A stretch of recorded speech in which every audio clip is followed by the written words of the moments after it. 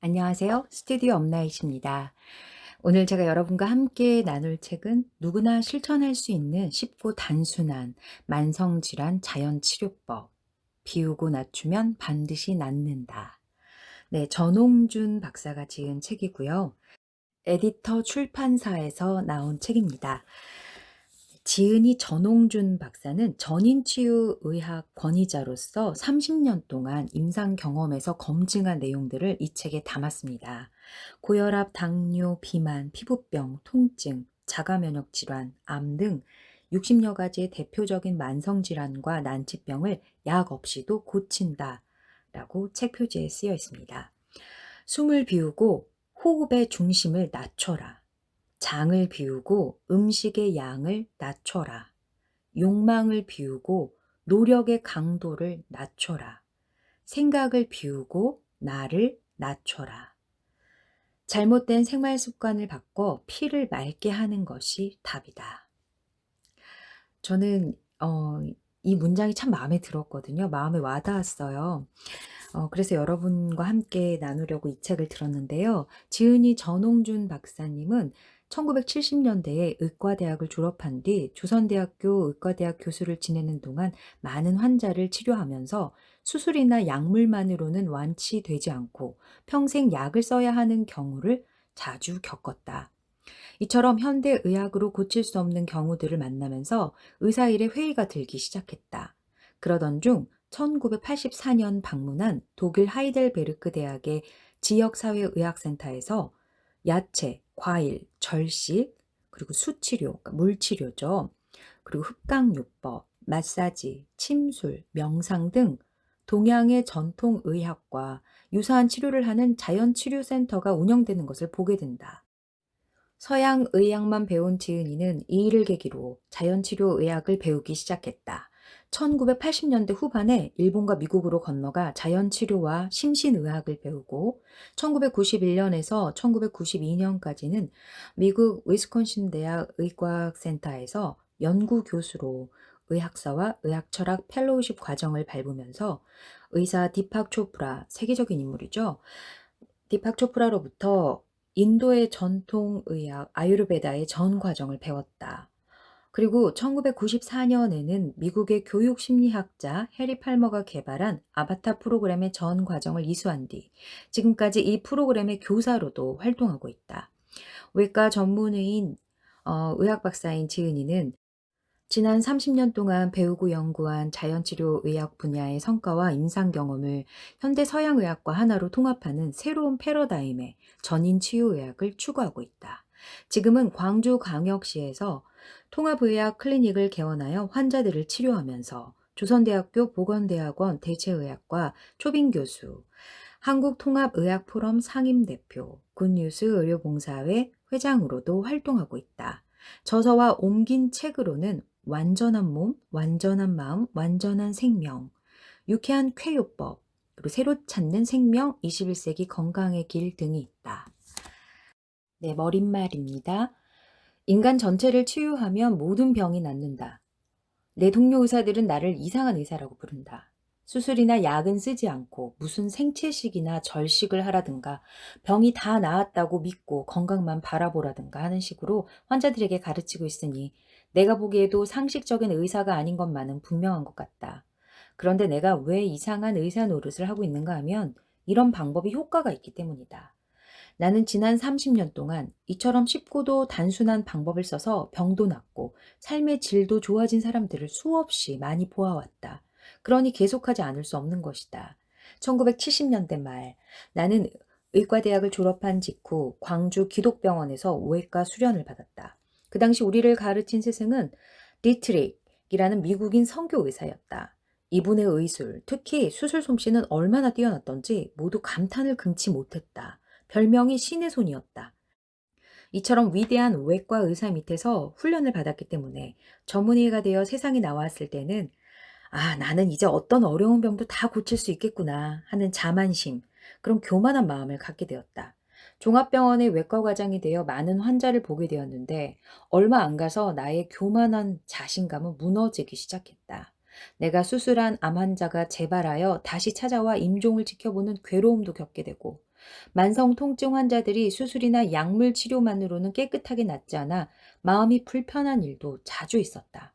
고혈압, 당뇨, 류머티즘, 피부병, 만성 간염 환자들이 평생 약을 써도 낫지 않는 경우는 너무나 많았다.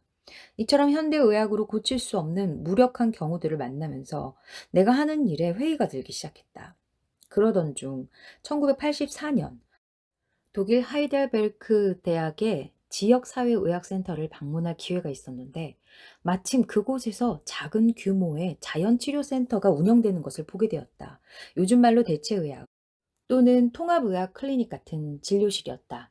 야채, 과일, 절식, 그러니까 물치료, 흡강요법, 마사지, 침술, 명상 등 동양의 전통의학과 유사한 치료를 하고 있어서 서양의학만 배운 나에게는 신선하게 비쳤다. 이 일이 계기가 되어 자연치료의학에 대한 관심을 갖고 공부하기 시작하였다. 1986년 나는 클리닉에서는 현대의학이 포기한 두 명의 중환자가 좋아지는 극적인 일이 일어났다. 치료 불가능이라는 진단을 받고 절망에 빠져 있던 60대 간암 환자와 40대 심장병 환자가 비슷한 시기에 찾아왔다. 그때 나는 와타나베 쇼, 일본 자연의학 연구소 의사와 마나카 요시오, 기타 사토 대학 동합의학 종합연구소 교수의 저서를 보고 있었다. 그 책들의 요점은 현대의 서양의학이 병만 보고 인간 전체를 보지 못하는 편견에 사로잡혀 있기 때문에 병이 잘 낫지 않으며 삶의 방식을 자연의 질서에 맞추면 병은 저절로 낫는다는 것이었다. 환자들과 나는 책을 보면서 실험을 시작하였다. 약 6개월 후에 두 사람의 병증은 모두 사라져 버렸다. 놀라운 일이었다. 왜 좋아졌는지는 나도 알 수 없었다. 나는 모든 일을 미루고 일본 도쿄에 있던 두 명의 의사를 찾아갔다. 이 방문을 통해서 하나의 큰 가르침을 얻게 되었다. 어려운 난치병은 자연계에서 사람과 사람의 기르는 짐승에게만 발병한다는 것이다. 이유는 사람만이 자연의 질서에 벗어나 있기 때문이며 자연의 질서로 돌아가면 병은 저절로 낫는다고 했다. 나는 일본에서 몇 달 동안 머물면서 많은 자연 치료 의사들로부터 새로운 의학의 세계를 배우게 되었다. 오사카 대학의 고우다 미츠오 교수, 후쿠오카의 안도 의사, 나라의 야나세 의사, 구마모토의 다케구마 의사, 나고야의 가치오 의사, 도쿄의 모리시타 교수, 특히 세계적인 예방의학자이자 일본 대체의학의 대북격인 마루야마 히로시 교수는 나에게 한국의 동의보감과 인도의 아유르베다를 꼭 공부하라고 당부하였다. 그해 가을, 나는 미국을 방문하였는데 하버드 보건대학원의 심장병 전문의 버나드 로운 교수로부터 자연치료 백과사전, 자연요법의 실제 등 하버드 프레스 센터의 출판물들을 선물로 받았다. 이 책의 첫 번째 이야기, 자연을 따르면 저절로 낫는다는 주로 이 의사들로부터 배운 지식을 나의 환자들에게 응용한 임상 체험기라 할 수 있다. 이 의사들로부터 배운 바를 한마디로 요약한다면 치유의 힘은 의사에게서 나오는 것이 아니라 자연으로부터 나온다. 병을 고치려 하지 말고 병을 가진 인간 전체를 치유하라이다. 이때부터 나는 전혀 다른 모습의 의사가 되었다.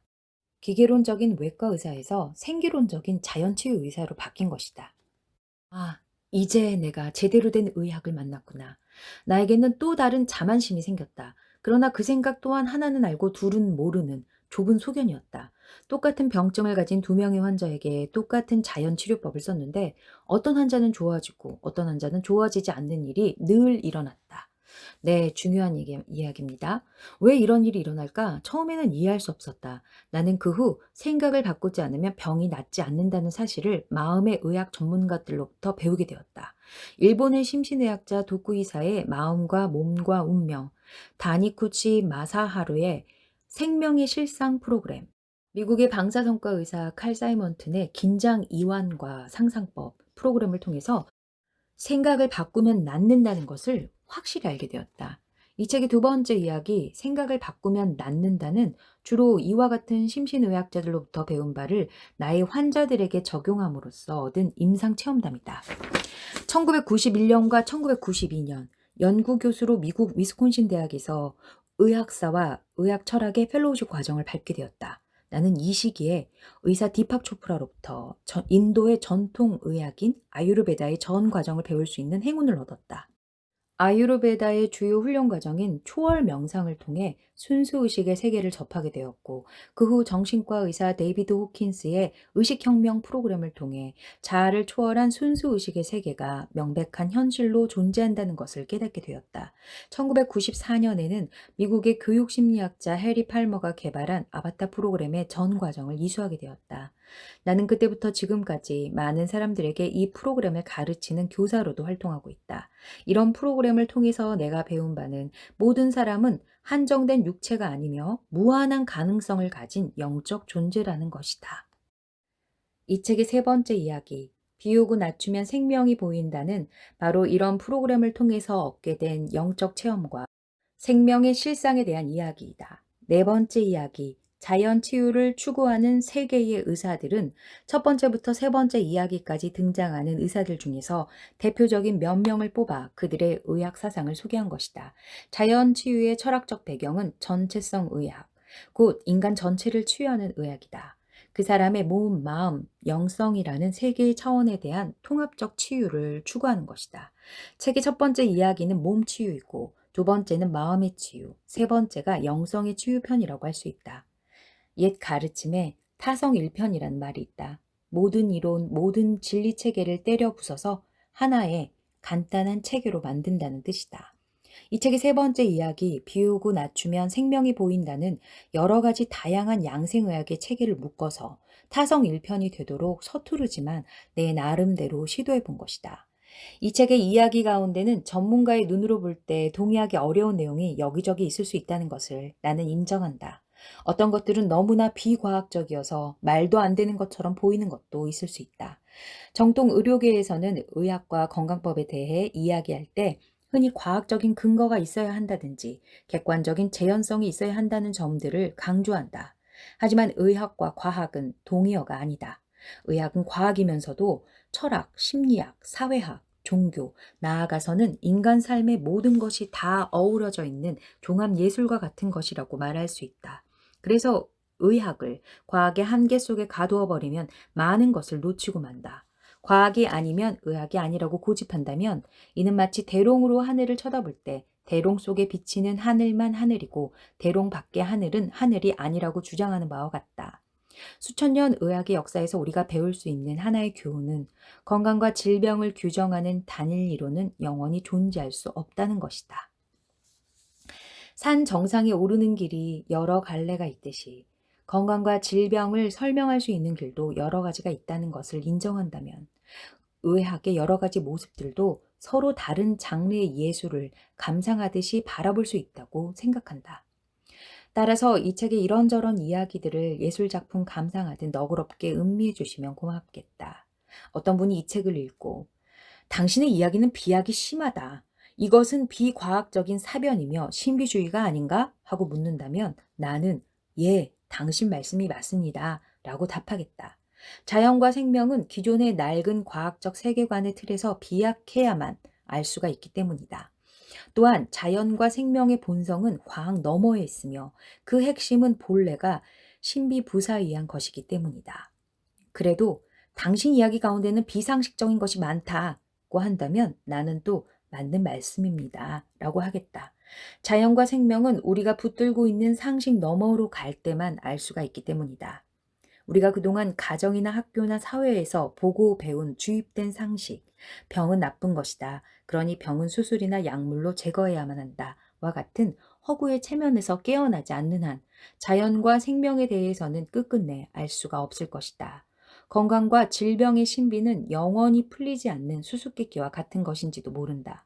인간의 지성으로는 건강과 질병에 대해서 정확하게 알 수 없다는 것을 의학의 역사는 가르쳐주고 있다. 많은 사람들이 지금 진실처럼 믿고 있는 정통 의학의 지식체계 대부분은 인류가 한때 가지고 노는 놀이나 게임 같은 것이지 결코 영구 불변의 진리가 될 수 없다. 네, 동의가 되는 말입니다. 많은 것이 변해왔고 앞으로도 계속해서 변할 거라는 건 그것이 영구 불변의 진리일 것 같습니다. 나는 한때 미국의 의학사 도서관에서 약 150년 전에 창간된 외과 계통의 학술지를 살펴볼 기회가 있었는데 오늘날 우리 외과 의사의 눈으로 볼 때 초창기 외과 의사들의 수술 방법이나 치료법들은 너무도 어처구니 없는 정말 말도 안 되는 것들이 많았다. 오늘날 우리에게 익숙한 치료법들, 이를테면 암에 대한 3대 요법인 수술, 항암요법, 방사선 치료에 대해서 수백 년 후의 의사들은 또 어떤 눈으로 바라보게 될까? 대부분의 의사나 환자들이 지금 진실처럼 믿고 있는 과학적 의학도 다음 시대에는 미신이 될 수 있다. 과학적 의학을 포함한 모든 의학 체계는 그 시대 사람들이 믿고 따르는 하나의 집단적인 신념 체계에 지나지 않는다. 따라서 무엇에 대해 옳다, 그르다 말하기보다는 어떠한 관점에서 볼 때만 그것이 옳다, 그르다 말해야 한다. 그러므로 나는 이 책에 나온 나의 이야기들도 항상 옳다고 주장할 마음이 없다. 하지만 이 우주에서 영원히 변하지 않을 하나의 진실이 있다면 신념이 경험을 가져온다는 것이다. 무엇을 현실로 경험하려면 그것을 믿어야만 한다. 이 책 마지막에 실려 있는 자연치유 진료실의 실천법들은 아주 쉽고도 단순하다. 하지만 그것을 믿고 실천한다면 건강 개선과 삶의 변화에 획기적인 대전환이 일어날 것이라고 나는 확신한다. 이 책은 그동안 자연과 생명의 도리를 일깨워준 많은 스승들의 가르침의 소산이다. 이분들께 감사한다. 나 같은 부족한 의사에게 소중한 몸을 맡겨주신 많은 환자분들께도 특별히 감사드린다. 이 책은 에디터 출판사 김태진 대표의 후원과 격려가 없었다면 나올 수 없었을 것이다. 이 자리를 빌려 깊은 감사를 드린다. 나는 본래 게으르고 자판도 잘 못 치는데 그동안 원고 정리를 위해 수고해준 나의 딸 성용, 수윤, 그리고 실천법 내용을 독자들이 좀 더 이해하기 쉽게 그림을 그려준 아들 진우에게 고마운 마음을 전한다. 지금도 우리 모두의 생명을 주관하며 치유해주고 있는 자연과 하늘에 감사한다. 네, 전홍준 박사의 머릿말을 읽어드렸고요. 목차를 좀 살펴보면요. 첫 번째 이야기, 자연을 따르면 저절로 낫는다. 몸의 치유. 그리고 두 번째 이야기, 생각을 바꾸면 낫는다. 마음의 치유. 그리고 세 번째 이야기, 비우고 낮추면 생명이 보인다. 몸과 마음, 영성의 치유. 네 번째 이야기, 자연 치유를 추구하는 세계의 의사들. 그리고 전홍준 의사의 자연치료 진료실 해서요. 만성질환과 난치병, 이렇게 하면 쉽게 낫는다. 해서 음식과 식사법, 그리고 운동과 휴식법, 그리고 마음과 스트레스 관리법, 그리고 참고하면 좋을 여러 실천법들, 뭐 복부 마사지, 온열용법, 나체요법, 풍욕 말하는 거죠. 그리고 앞가슴에 쑥뜸 뜨고, 겨자팩 찜질, 각탕법, 소금물 마사지, 흡강요법, 손끝 따기, 오일요법, 커피관장, 대나무봉 두드리기 같은 실천법들이 있고요. 그리고 질환별 자연치유 실천법 가이드 해서 고지혈증, 동맥경화, 뭐 고혈압, 당뇨, 비만부터 시작해서 파킨슨, 탈모, 우울증, 생리통, 녹내장, 기타 만성질환, 뭐 축농증 등등의 그 질병들에 대한 자연치유 실천법 가이드가 적혀 있습니다. 굉장히 흥미로운 책이죠. 네, 오늘은 이 중에서 피의 독, 그러니까 잘못된 생활 습관을 바꿔야 하는 이유가 피를 맑게 하기 위해서고요. 그 피가 맑지 않은 이유는 독이 쌓였기 때문인데 그 피의 독을 만드는 네 가지 배경에 대한 글을 조금 발췌독으로 나누려고 합니다. 호흡, 음식, 활동, 마음, 이 네 가지가 생명의 4대 요건이다. 이 네 가지가 어떻게 잘못되면 피가 오염되고 따라서 만병의 원인이 될까? 첫 번째, 호흡. 우리가 다 숨을 쉬잖아요. 그래서 호흡이 뭐 그렇게 중요해 이렇게 생각할 수가 있는데 사실 요즘은 또 황사도 그렇고 미세먼지 때문에 대기가 굉장히 탁해져서 공기에 대한 소중함도 오히려 더 많이 깨닫게 되고 그래서 호흡법에 관심을 갖는 분들도 덩달아 많이 생긴 것 같아요. 전홍준 박사님의 호흡에 대한 글을 그래서 함께 나누려고 합니다. 호흡, 얕고 빠르고 거칠게 가슴으로 쉬는 과호흡. 많은 현대인들이 긴장되고 바쁜 생활 때문에 숨을 얕고 빠르고 거칠게 쉰다. 배로 숨을 쉬는 것이 아니라 가슴으로 숨을 쉰다. 갓난아기들을 관찰해 보면 아랫배로 숨을 쉬고 있는 것을 볼 수 있다. 대체로 나이가 들면서 호흡의 중심이 아랫배에서 점점 위로 올라가 성인이 되면 가슴으로 숨을 쉬고 임종 때가 되면 목에서 가쁜 숨을 몰아쉬다가 세상을 떠나게 된다. 그래서 될 수 있으면 아랫배로 깊고 천천히 호흡을 해야 한다. 사람들은 왜 숨을 얕고 빠르고 거칠게 쉴까? 빠르고 조급한 마음, 불안하고 쫓기는 마음, 긴장, 과로, 과식 등 현대인들의 스트레스와 밀접한 관련이 있다. 가슴으로 급하게 숨을 쉬면 교감신경의 긴장과 스트레스 호르몬의 과다 분비를 부추기며 따라서 혈관이 수축되고 피가 혼탁해져 혈액순환 장애를 가져온다.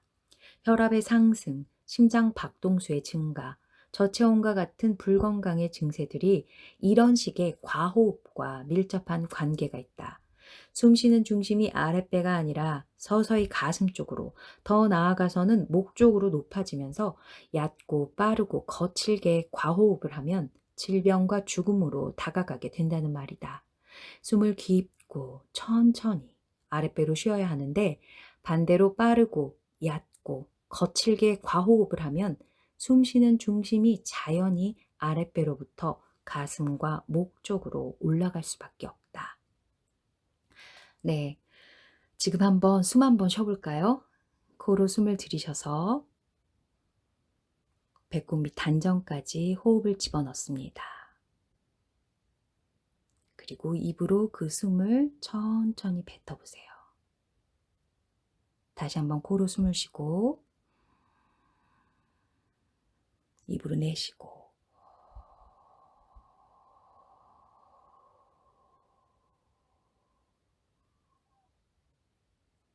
이렇게 책을 읽을 때도요, 호흡을 낮추고 책을 읽는 것이 훨씬 더 효과적이라고 합니다. 책으로 다시 돌아가 볼게요. 긴장이나 공포, 분노가 일어나면 횡격막의 움직임이 고정되고 무의식 중에 산소를 빨리 받아들이기 위해 숨을 거칠게 몰아쉬게 된다. 그러다 보면 물론 산소의 흡입이 많아지기는 한다.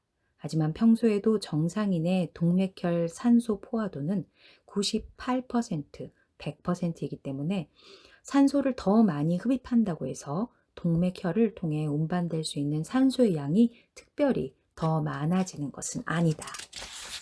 오히려 과호흡으로 인해 이산화탄소가 너무 많이 배출되어 동맥혈 내의 이산화탄소 분압이 지나치게 낮아져서 혈액이 알칼리화되고 그 결과 각 장기와 조직을 들고 나는 세동맥과 세정맥이 수축되어 조직 혈류가 감소하게 된다.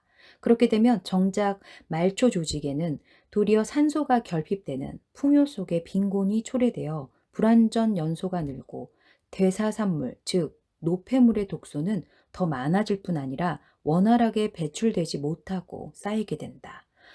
네, 운동을 하실 때도요, 깊은 호흡을 하는 것을 자꾸 습관화하셔야 합니다. 숨이 가빠지기 전 이런 평상시에 그런 호흡법을 많이 연습하시면 좀 강도가 있는 운동을 할 때에도 호흡을 조절할 수 있는 힘이 생깁니다. 다시 책으로 돌아가서 그 결과 즉각적으로는 호흡 곤란과 어지럼증, 사지의 저림과 마비 혹은 경련이나 공황 발작 등이 일어난다. 장기적으로는 만성 염증과 통증, 그리고 암과 같은 대사장애의 원인으로 작용하게 된다. 이것이 과호흡 증후군이다. 그러므로 과호흡 상태가 반복되거나 지속되면 피가 오염된다. 한마디로 얕고 빠르고 거칠게 쉬는 과호흡이 혈액을 오염시키는 것이다. 네, 여러분. 오늘은 여기까지 읽을게요. 코로 숨을 깊게 들여 마셔서 배꼽 밑 단전까지 채우시고, 그리고 입으로